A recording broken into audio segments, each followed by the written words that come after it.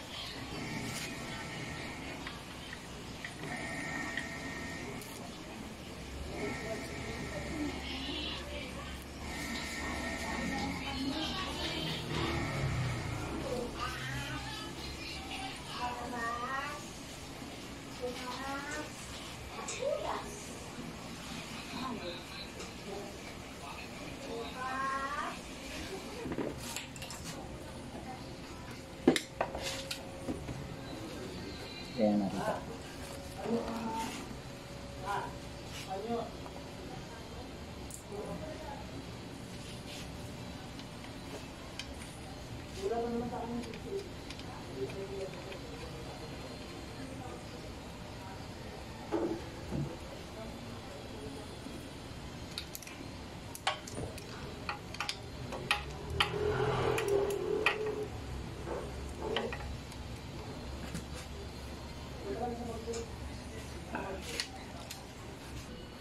Right, so gamit natin yung tool. Motul. Ayan, Motul baka naman. 2 litro lang oh. Ayan.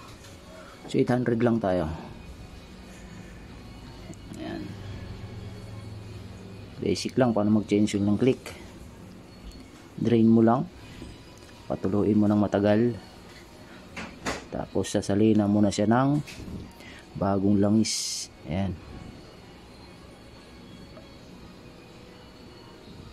Yan, so 800 lang. Yan. So 1,000 to. Hanggang dito. Yan. Pag 1 liter, dito. But ito may mga level na siya. So hanggang dito lang tayo guys. Yan. Okay na yan. Taktak na natin. Sabay punas.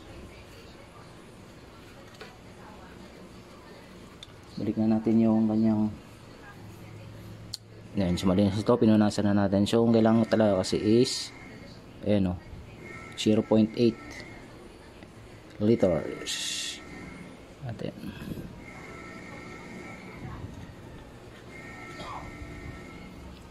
Bitan natin ng basahan. Tapos, higpit, tama higpit lang. Yun.